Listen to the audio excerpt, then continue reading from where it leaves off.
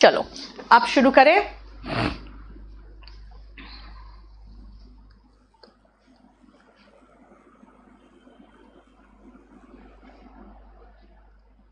हाँ जेपी में देख लेती हूं। नेक्स्ट सुनो। अ ब्रिज वॉज बिल्ट, बेटा ओवर द रिवर भी हो सकता था और अक्रॉस भी हो सकता था। क्यों? देखो ये रिवर है और रिवर के ऊपर से ऐसे ब्रिज जाएगा तो ओवर द रिवर हो गया। लेकिन मान लो मैंने जो सेकेंड सेंटेंस में कहा है जॉइनिंग द टू विलेजेस, इस विलेज को इस विलेज से ज्वाइन करने के लिए रिवर बनेगा। तो सोचो ये रिवर है, यहां विलेज है, यहां विलेज है, इन दोनों को ज्वाइन करने के लिए बनेगा, तब तो ज्यादा अच्छा वर्ड अक्रॉस होगा ना, है ना, इस पार से उस पार पहुंचाने के लिए अक्रॉस। अब ये टनल क्या है? टनल का मतलब हो गया सुरंग। इस सुरंग से होकर अगर कोई ट्रेन गुजर रही है तो थ्रू ज्यादा अच्छा वर्ड होगा, है ना। अब वही तो सेम चीज है कि डेंस फॉरेस्ट, ऐसा नहीं लग रहा है जैसे एकदम फॉरेस्ट घना फॉरेस्ट है और फॉरेस्ट के अंदर से होके वो लड़का गुजर रहा है, तो he ran through the forest, चलेगा। डेंस मतलब घना। To his village that was situated, कहां भाई? यानी कि इस पार से उस पार जा रहा है। क्यों?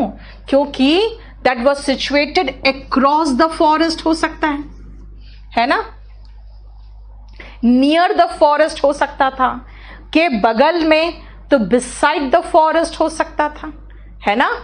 ही ran through the dense forest to his village that was situated across the forest, देख लो, है ना। अब मैं कह रही हूं गाड़ी के अंदर सोया है, स्लेप्ट इन द कार, है ना। लेकिन अगर मैं कहूं मैं कार से आई हूं, मैं बस से आई हूं, ठीक है ना। यस रंजन, ठीक है, water is passing through the pipe, ठीक है। बस से आई हूं, फ्लाइट से आई हूं, यानी एयर लिख दिया या फ्लाइट लिख दिया। कार से आई हूं, नहीं तो रोड लिख दिया, रोड से। तो I came by car, by road, by air, by bus. यानी याद रखना क्या कि हम लोग बाय का इस्तेमाल करते हैं प्लस व्हीकल बताने के लिए कि आप मोड क्या है, आपका मोड ऑफ ट्रांसपोर्ट क्या था, ये बताने के लिए बाय का प्रयोग हम करते हैं मोड ऑफ ट्रांसपोर्ट बताने के लिए, ठीक है। 16 में ही रैन बिहाइंड द डेंस फॉरेस्ट कैसे होगा? अच्छा, सिचुएटेड बिहाइंड द फॉरेस्ट, वो तो चलेगा, ठीक है। अरे आप फॉरेस्ट को रन थ्रू द फॉरेस्ट, तो अगर फॉरेस्ट के अंदर ही आपका है विलेज, तो फिर थ्रू क्यों जाओगे, उसके अक्रॉस क्यों जाओगे, ठीक है। आई केम कैसे? पैदल। बेटा पैदल के लिए वर्ड है ऑन फुट, और पैदल के लिए वर्ड ऑन शैंक्स पॉनी भी है। अब शैंक्स पॉनी क्या है, ध्यान से सुनना। पॉनी का मतलब बेटा होता है घोड़े का बच्चा, और शांक का मतलब जानते हो क्या है? आपका पैर में घुटने के नीचे जो भाग है ना, पीछे से जो मांस वाला भाग है, उसको शांक कहते हैं। तो कहते हैं शैंक्स पॉनी। शैंक्स पॉनी का मतलब ये same meaning idioms and phrases में आता है, जिसका मतलब है ऑन फुट, मीनिंग सेम है। अच्छा, अब आई केम, भाई स्कूटर और बाइक के अंदर नहीं बैठते हो, उसके ऊपर बैठते हो, ऑन बाइक। अब देखना ध्यान से, सुनो ध्यान से, 18 का और 20 का, जिस चीज के ऊपर चढ़ के बैठते हो ऑन, जिस चीज के अंदर बैठते हो बाई, ठीक है ना। By air, by bus, by flight, लेकिन on bike and on bicycle, yes सबके लिए बाई आता है उसमें। अब देखो ये ट्री है या नेस्ट है, उसमें पंछी रहते हैं। जैसे यू लिव इन दिल्ली, तो भाई उनके लिए भी तो यही है ना, जैसे आपके लिए दिल्ली है ना। तो birds live in trees and birds live in nest, ठीक है। और यमुना के तट पर दिल्ली है, on the bank of Yamuna. देखो अब पूछो अलोंग कार क्या होता है जैता? ये तो बिल्कुल रॉन्ग वर्ड है। आई केम बाई कार होता है। बर्ड्स लिव ऑन ट्रीज थोड़ी होता है बेटा। अब ये थोड़ी कि ट्री ऐसा है और ट्री के ऊपर चढ़ के बैठेगा, ऐसा थोड़ी है ना। लिव इन ट्रीज होगा। पॉनीटेल तो जो आप चोटी बनाते हो ना पीछे ऐसे खाली, वो पॉनीटेल कहलाता है। क्यों पता है ना, समझ में आया? और क्यों? क्योंकि वो छोटा सा जो घोड़े का बच्चा होता है ना, उसका भी टेल वैसे ही रहता है जैसे आप अपने सर पे बना लेते हैं। ऑन टू नहीं लिख सकते 20 में। आई केम ऑन टू बाय क्यों होगा बेटा? अब ऊपर थोड़ी जंप मार के छत से उसमें बैठे हो। वेयर डू कहोगे हेमंत, वेयर डू, ठीक है ना? अच्छा, एक नहीं है, बहुत सारे होंगे तब वेयर डू बर्ड्स लिव कहोगे। Birds live in nests. Number 16 number मैंने ये कहा बेटा, इससे समझो, इसको ध्यान से, इसको ऐसे समझना। ये लड़का यहां खड़ा है, इसका घर यानी कि इसका जो विलेज है वो इधर है, और वो ये घना सा जंगल है जिससे थ्रू गुजरेगा वो। इस घना दिखाते हुए डेंस फॉरेस्ट लिखा है मैंने कहा he ran through the forest to reach his village that was कहां पे? Across the jungle. ये अक्रॉस द फॉरेस्ट यानी उस पार। That was near the forest भी चलता, that was beside the forest भी चलता, है ना? ठीक है। और 15 द ट्रेन पास्ट। आपको महसूस नहीं हो रहा है? ऐसे ही तो टनल होता है, ऐसे ही घना जंगल होता है, उसके इधर से पार उधर निकलना तो थ्रू। चलो नेक्स्ट करो। ही रैन इनटू द रूम चलेगा। प्रीति क्या डाउट है?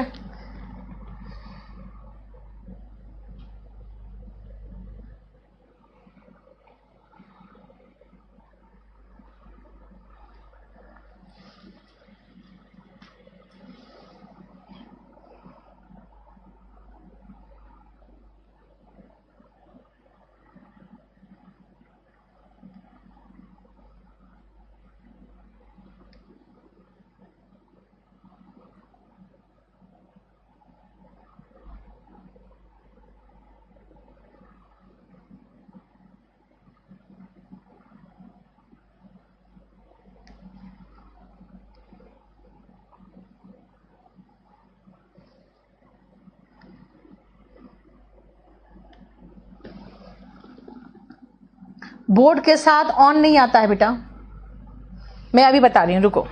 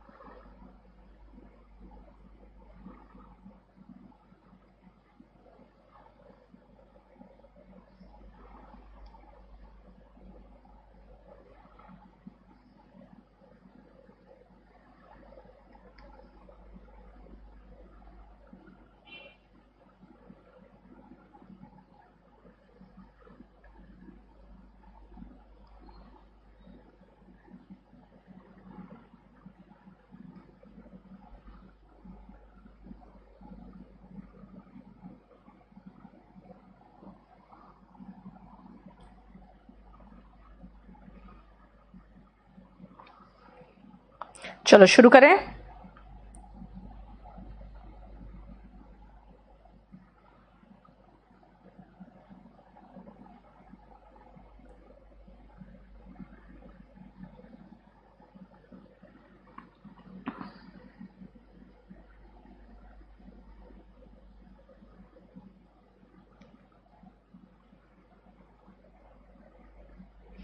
चलो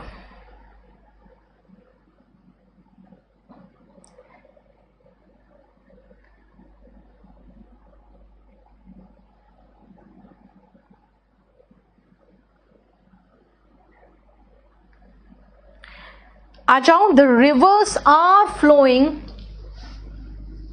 डैश द डेंजर लेवल। याद करो, मैंने कहा था कोई भी मार्क हो या स्टैंडर्ड हो या लेवल हो, उसके ऊपर एवर्ब, उसके नीचे बिलो। इनसेसेंट रेन क्या है? इनसेसेंट का मतलब है लगातार। अगर लगातार बारिश होगा तो इसके ऊपर बहेगा ना, तो अबव द डेंजर लेवल होगा ना। और the snake is hiding dash the brick, आपको महसूस नहीं हो रहा जैसे ऐसे ब्रिक रखा हुआ है और इसके नीचे घुस के वो छिपेगा सांप, इसके नीचे घुस के छिपा होगा, यानी कि किसी चीज के नीचे दबा हुआ सा महसूस हो रहा है ना, तो बीनीथ या अंडरनीथ होता है। अब 25 और 26 समझने के लिए एक नया कंसेप्ट पहले समझना। बेटा मैं जानती हूं the train is coming on platform number 8, और जानते हो इंग्लिश में क्या मतलब इसका विपुल? इसका मतलब है प्लेटफॉर्म के ऊपर चढ़ गई ट्रेन। ठीक है ना, क्लियर? सुधांशु हम लोग कर रहे हैं प्रपोजिशन। अब आप 25 और 26 ध्यान से देखना। ये इंडिया है अगर, और इंडिया के अंदर ही साउथ में है, तो in the south of India होगा। लेकिन इंडिया के बाहर है और साउथ में है, तो to the south of India होगा। आप देखो इंदिरा पॉइंट इंडिया के अंदर ही है, साउथ में, तो in the south of India है। अगर मैं इसी को नॉर्थ कश्मीर कहूंगी तो in the north of India, और अगर मैं चाइना कहूंगी तो to the north of India. समझ में आया? और श्रीलंका साउथ के तरफ है भाई, to the south of India. समझ में आया कंसेप्ट? नहीं, ऑन बस ऑन ट्रेन नहीं होता है विकास, बाय बस बाय ट्रेन होता है। यस, इंसेसेंट का मतलब है लगातार, बिना रुके, दैट इज एंडलेस। ठीक है। Don't lean against the wall, मैंने कहा था ना टेक लगाकर, उस लड़के का फोटो नहीं था अलमारी के टेक लगाकर, तो don't lean against the wall. ठीक है, क्लियर? बिहाइंड द ब्रिक चलेगा, 24 में भी चलेगा। The train is at platform number 8, on platform number 8 बोल दोगे लगेगा प्लेटफॉर्म के ऊपर चढ़ गई है वो। ठीक है। आई एम कहां हो? एट होम, घर पे हूं। लेकिन ऑफिस, इन माई ऑफिस। बेटा ये फिक्स्ड है, छोटी चीजें हैं लेकिन याद रखना। मैं घर पर हूं, आई एम एट होम। मैं ऑफिस में हूं, I am in my office. He climbed क्या? अप द ट्री, और पेड़ से नीचे उतरेगा ना तो he climbed down the tree, दोनों चलेगा। Climb up and climb down दोनों चलेगा। ठीक है।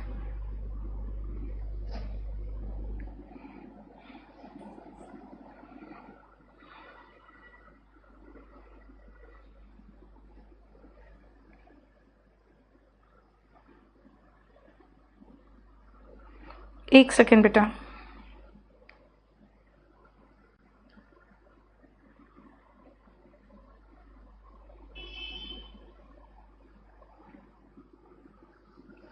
नेक्स्ट आओ, डोंट पार्क योर कार, मेरे गेट के सामने मत खड़े करना, in front of my gate, घर के सामने। ध्यान रखना, एकदम सामने कोई चीज खड़ा सा महसूस हो तो इन फ्रंट ऑफ। ही क्लाइंड कहां?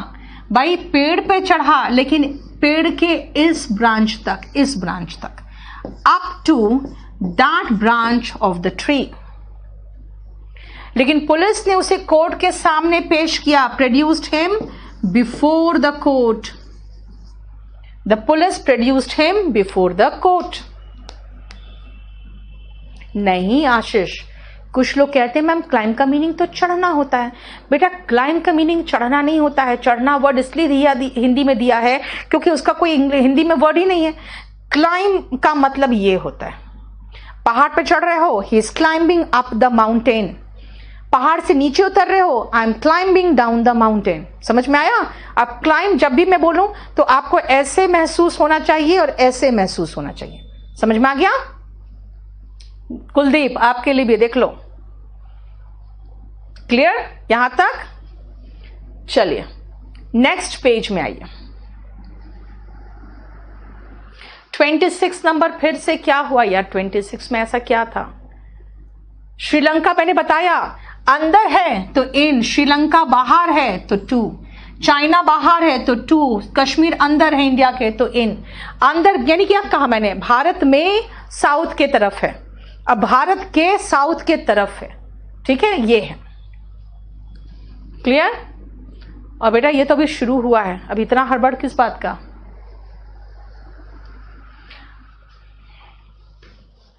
नहीं, इन फ्रंट ऑफ नहीं आएगा उसमें। रुक जाओ, ध्यान से 1 मिनट सुनो, ध्यान से देखना। मैं आपको एक और इंपॉर्टेंट कॉन्सेप्ट बता दूं। बेटा जब भी आप किसी चीज को सामने देखते हो ना, तो इन फ्रंट ऑफ यानी कि एकदम एज इट इज आपको सामने खड़ा महसूस हो रहा है। लेकिन कोर्ट में जाके जज के सामने खड़ा नहीं होना पड़ता है, बस पेश हो गए ना, ठीक है ना। इसका मतलब आजकल कैसे पेश हो रहे हैं लोग आजकल तो ऑनलाइन पेश हो रहे हैं, जाके सामने थोड़ी खड़े हो रहे हैं। इसका मतलब है कि खाली समक्ष की बात करोगे तो बिफोर आएगा। ध्यान रखना, इन फ्रंट ऑफ आपको के सामने महसूस होना चाहिए, जैसे आईने के सामने इन फ्रंट ऑफ, कोर्ट के सामने, सरकार के समक्ष हमने एक मुद्दा पेश किया, तो यहां पर जो बिफोर होता है ना, समक्ष होता है। यानी एकदम जाके सामने खड़े होने की बात नहीं है। आप तो दरवाजे पास भी खड़े हो गए, कोर्ट ने देख लिया आपको, यानी जज ने देख लिया, हो गई आपका अटेंडेंस लग गया, है ना। मिली अभी तो कुछ नहीं है, फिक्स प्रपोजिशन आने वाला है। अभी तो ये सब बहुत इतनी छोटी चीजें हैं कि ये स्पोकन में भी पढ़ाती हूं मैं। ये सब तो स्पोकन के पोर्शंस हैं, ये तो बिल्कुल बेसिक चीजें हैं।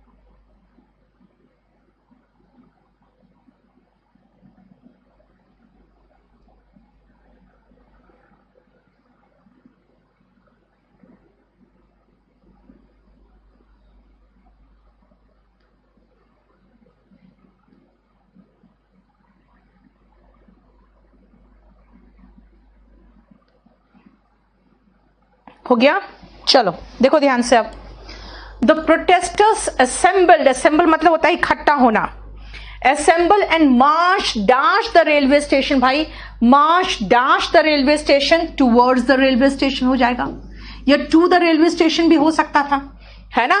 अगर अब वो रेलवे स्टेशन जा रहे हैं कि नहीं जा रहे हैं हमें नहीं पता, वो रेलवे स्टेशन के तरफ गए हैं ये हम जानते हैं, ठीक है। यू आर, अब ध्यान से सुनना, ये सब जो है ना ये फिक्स्ड है, जो फ्रेजेस में आते हैं। यू आर अंडर अरेस्ट कहते हैं ना। एंटर के साथ इनटू मत लगा देना। अब सुनो ध्यान से, यहां पे क्या पढ़ा रही हूं मैं, किसी चीज के अंदर आना इज इनटू, लेकिन बेटा एंटर का मतलब क्या होता है? एंटर का मतलब ये होता है अंदर आना। अब अंदर आना के साथ अगर इनटू लगा दोगे तो सुपरफ्लोअस नहीं हो जाएगा, है ना। इसलिए एंटर के साथ इनटू मत लगा देना जब हॉल, रूम, इन सब की बात होती है तो, ठीक है। नेक्स्ट आओ, they entered dash an agreement, they entered into an agreement. यहां चलेगा भाई, यहां नहीं चला तो यहां कैसे चल गया? बेटा यहां अंदर आने की बात नहीं हो रही है, यहां पे किसी तरह के समझौते में शामिल होने की बात हो रही है। किसी तरह का एक साझा सरकार जैसा कोई अलायंस बन रहा है, साझा उनका एक बन रहा है गुट, उसमें जाने की बात हो रही है। यानी यहां पे agreement, pact, alliance, MOU, memorandum of understanding कहते हैं। आर्ग्यूमेंट इनके साथ इनटू चलेगा, ठीक है। एंटर के साथ इनटू चलता है, देख लिया, क्लियर।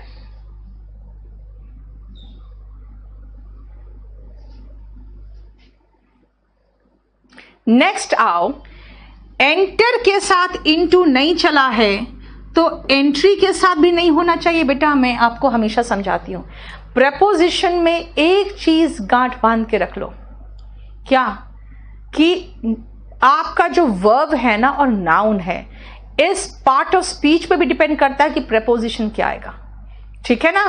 पार्ट ऑफ स्पीच पे भी डिपेंड करता है। इसीलिए एंट्री क्योंकि नाउन है, इसलिए इनके साथ इनटू लगा दोगे तो कोई प्रॉब्लम नहीं है। मतलब ये है कि अगर एंटर का मतलब अंदर आना है तो इनटू नहीं चलेगा, लेकिन यही एंटर का हमने पार्ट ऑफ स्पीच चेंज करके एंट्री लगा दिया तो इनटू चलेगा। ये ध्यान रखना पड़ेगा आपको। Enter, yes, enter means come into. अब 40 और हो गया, यहां तक समझ में आ गया। अब ये जो 40 और 41 है, 40 और 41 है, ये यहां पे से मैं हटाऊंगी, अगला शीट में मैं यहां से हटा दूंगी। उसका रीजन मैं बताती हूं क्यों, क्योंकि ये फ्रेजल वर्ब का क्वेश्चन, ठीक है, ये यहां से हटेगा क्योंकि फ्रेजल वर्ब का क्वेश्चन है। और फ्रेजल वर्ब क्या होता है ये जान लो अच्छी तरह से। फ्रेजल वर्ब का मतलब है जब वर्ब किसी के साथ मिल के मीनिंग चेंज हो जा रहा है, ठीक है ना। मतलब जान लेना क्या होता है। गो का मतलब जाना, लेकिन गो के साथ प्रेपोजिशन थ्रू लगाना, तो बोलोगे थ्रू का मतलब मैम हमने तो पढ़ा है किसी चीज से होके गुजरना, लेकिन गो थ्रू का मतलब कुछ नहीं है। गो थ्रू का मतलब ना थ्रू है ना गो है, इसका मतलब है टू रीड केयरफुली। यानी इसको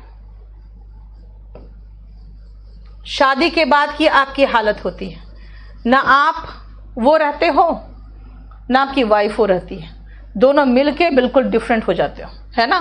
तो वही बात, वही चीज इसमें। कल क्लास कितने बजे है?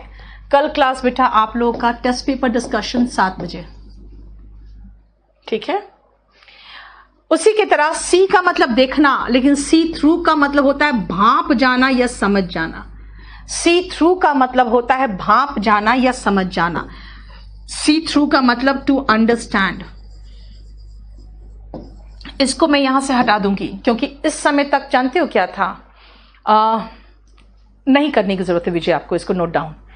द रीजन इज, ये मैं आपको यहां से इसलिए हटाऊंगी क्योंकि अभी तक हम प्रेपोजिशन के साथ ही फ्रेजल वर्ब पढ़ाते थे, लेकिन जब आपका ये पीपीटी बनना शुरू हुआ तो मुझे महसूस हो रहा है कि मैं प्रेपोजिशन में आपको 4 भाग दूंगी।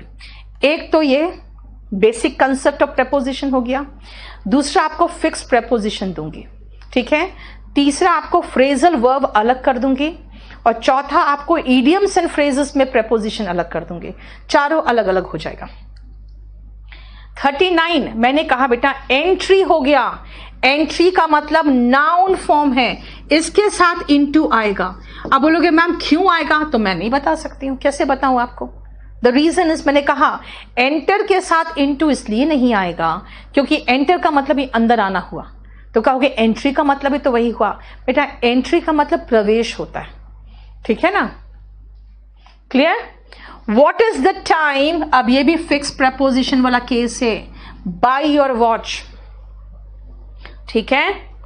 बर्ड्स लिव, अब देखो ये सारा फ्रेजल वर्ब वाला है भाई, इसीलिए मैं कहूंगी इसको भी छोड़ दो आप। ये फिक्स प्रेपोजिशन है, उसके बाद 40, 41, 43, 44 ये सारा फ्रेजल वर्ब वाले हैं, ठीक है। और ये जो है ना ये प्रेपोजिशनल फ्रेज वाला है, इसीलिए इतना भी आप छोड़ के चलो क्योंकि इसको मैं अलग से देने वाली हूं और इसको अलग से उसका एक्सप्लेनेशन रहेगा। एंट्री इज नाउन बेटा, हाँ एंट्री नाउन है, एंटर वर्ब है, ठीक है। इसको अलग करके चलो।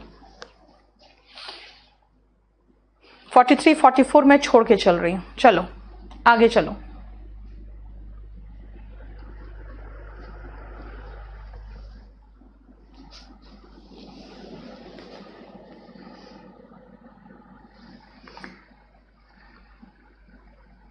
इसमें भी आप 45 छोड़ के चलोगे। 45 जो है ना, ये भी आपको कंफ्यूजिंग प्रेपोजिशन का भाग है, बाकी देख लो।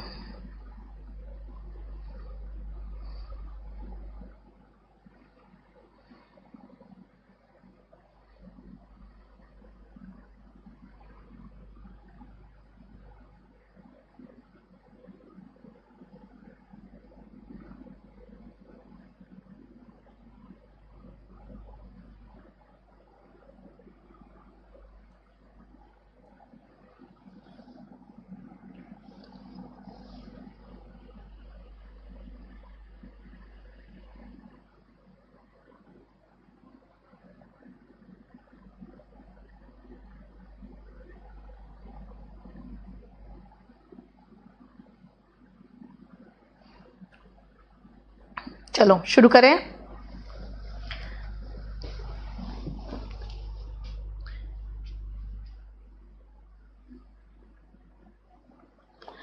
आई एम, ये 45 छोड़ के चलना बेटा, 45 अलग से समझाना पड़ेगा मुझे। अब सुनो, शी इज बेटर। सबसे पहले जब दो के बीच में कंपैरिजन होता है तो हम एडजेक्टिव में पढ़ चुके हैं दैन आता है, लेकिन अगर आई ओ आर में एडजेक्टिव खत्म होता है तो हम पढ़ चुके हैं टू आता है ना। लेकिन अगर दो अलग अलग एडजेक्टिव्स लगाने हैं तो भाई सीनियर के साथ टू आता है और बेटर के साथ दैन आता है, आपको दोनों लगाना पड़ेगा। मतलब अगर हमें दो प्रेपोजिशन की जरूरत मिले, अभी रुक जा बेटा, ऐड का मतलब पढ़ाया ही नहीं मैंने आपको। अगर हमें दो प्रेपोजिशन की जरूरत पड़े तो आपको दोनों प्रेपोजिशन लगाना पड़ेगा, हम एक प्रेपोजिशन से काम नहीं चला सकते, ठीक है ना, ये ध्यान रखना है आपको। 50 पैसेंजर्स वर ऑन बोर्ड। बेटा ऑन बोर्ड एक वर्ड है जिसका मतलब होता है सवार, और एवर बोर्ड एक मतलब होता है जिसका मतलब होता है ऑनेस्ट। ये दोनों भी आपको मीनिंग में देखना पड़ेगा, 49 और 50 भी, ठीक है। एवर बोर्ड मतलब ऑनेस्ट एंड ऑन बोर्ड का मतलब उस पर सवार।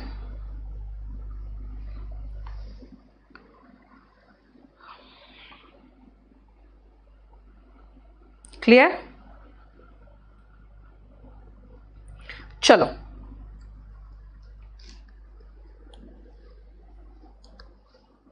ये आपका, ये छोड़ दो भी, ये होम वाला जो है बहुत कंफ्यूजिंग पोर्शन है जो मैं पढ़ाऊंगी आपको, अच्छे से पढ़ाऊंगी। अब आओ प्रेपोजिशन विथ प्लेस, आ जाओ, पहले इसको देखो।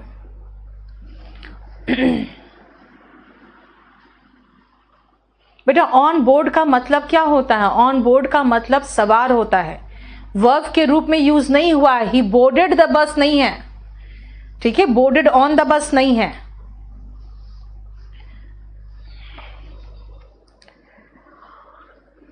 सी इन दिल्ली, इफ आई से कहां रहते हो, I live in Delhi. I live in India है ना, लेकिन कहोगे आई एम तो फ्रॉम इंडिया, वो अलग चीज है यार। कहां से हूं, I am from India, I am from Delhi, वो अलग चीज है। I live in Delhi, I live in India, यानी कि थोड़ा सा आपको इसके सेंटेंस का भी स्ट्रक्चर ध्यान रखना है कि आप बोलना क्या चाह रहे हो, है ना। अगर वही मैं कहूं कि सबर्ब्स क्या है, सब अर्बन। सब अर्बन का मतलब होता है जैसे दिल्ली में पहले ये गुड़गांव नोएडा जो सब अर्बन एरियाज थे, लेकिन अब तो ये फुल फ्लैश सिटी में डेवलप हो गए, है ना। तो इसीलिए सबर्ब का मतलब क्या होता है, यानी कि जो अर्बन है, अर्बन मतलब शहरी इलाका, उसके थोड़ा बाहर जो है ना उसको सबर्ब कहते हैं। अगर मैं कहूं I live in the suburbs,